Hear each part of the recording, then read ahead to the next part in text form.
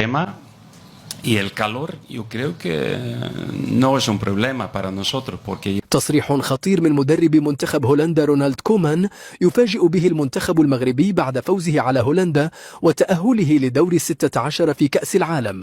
ويصفع صحفيا جزائريا بسبب المنتخب المغربي. شاهدوا ماذا قال. ولكن قبل أن نبدأ، لو أنت محب وداعم للمنتخب المغربي فيرجع الإعجاب بهذا الفيديو، واكتبوا في التعليقات ديما مغرب، ولا تنسوا أن تعطروا فمكم بذكر الله والصلاة والسلام على رسولنا الكريم. يا لها من ليلة تاريخية اهتزت لها أركان الكرة الأرضية، ليلة من ليالي ألف ليلة وليلة خطتها أقدام أنسنود الأطلس بمداد من ذهب خالص على عشب المونديال. هنا في قلب الإعصار وحيث لا مكان إلا للأقوياء، زأر المنتخب المغربي زئيرا أرعب القارة العجوز، وأطاح بالماكينات البرتقالية الهولندية في ملحمة كروية ستبقى محفورة في وجدان التاريخ إلى الأبد. نعم، فعلها رجال وليد محمد وهبي أسقطوا عملاق أوروبا ورونالد كومان، وكتيبته الشرسة ليعلن المغرب للعالم أجمع أن أنسنود الأطلس لا يملكون حدودا لطموحهم، وجاء هذه المرة للمونديال لتويج باللقب، ليضربوا موعدا في دور 16 مع المنتخب الكندي، حيث صرح مدرب المنتخب الهولندي رونالد كومان عقب اللقاء في المؤتمر الصحفي قائلا: أنا في حالة صدمة حقيقية وذهول تام مما حدث الليلة. نعم، إنها خسارة مؤلمة وقاسية للغاية، وأشعر بمرارة شديدة في حلقي لا يمكنني إخفاؤها، لكنني يجب أن أكون شجاعا وأتحدث بصدق أمام العالم كله دون أي مواربة. أنا عشت كابوسا حقيقيا اليوم اسمه المغرب. نعم، واجهت كابوسا مغربيا حقيقيا على أرض الملعب، كابوسا مرعبا لم أكن أتمنى العيش فيه أو مواجهته أبدا في هذه المرحلة. وهنا يجب أن أوجه انتقادا حادا ومباشرا إلى الاتحاد الدولي لكرة القدم الفيفا. نعم، أنا أنتقد الفيفا بشدة لأنها وضعت هذه المباراة الكبرى في دور 32. من غير المنطقي ومن المؤسف جدا أن نرى مواجهة بهذا الحجم والثقل الكروي تلعب في هذا الدور المبكر جدا من البطولة. فهذه المباراة كانت بمثابة نهائي مبكر يجمع بين منتخبين يملكان كل المقومات للوصول إلى المربع الذهبي، وكان يجب حماية مثل هذه المواجهات الكبرى في الأدوار المتقدمة بدلا من التضحية بأحدهما مبكرا. ما رأيته اليوم من قتالية وتنظيم من جانب لاعبي المغرب تجاوز كل توقعات ودراسات للمباراة.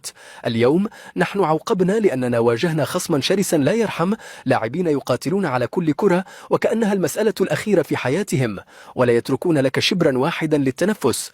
وأريد هنا أن أرفع القبعة احتراما وتقديرا لمهندس هذا الفريق المدرب العبقري محمد وهبي.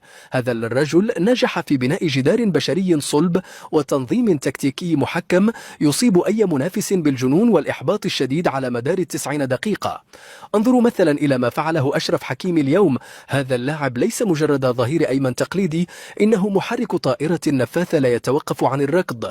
أغلق علينا كل المنافذ تماما، وكان يصعد للهجوم بمرونة وسرعة مرعبة تشل حركة المدافعين. وماذا يمكنني أن أقول عن الجدار البشري الحارس ياسين بونو؟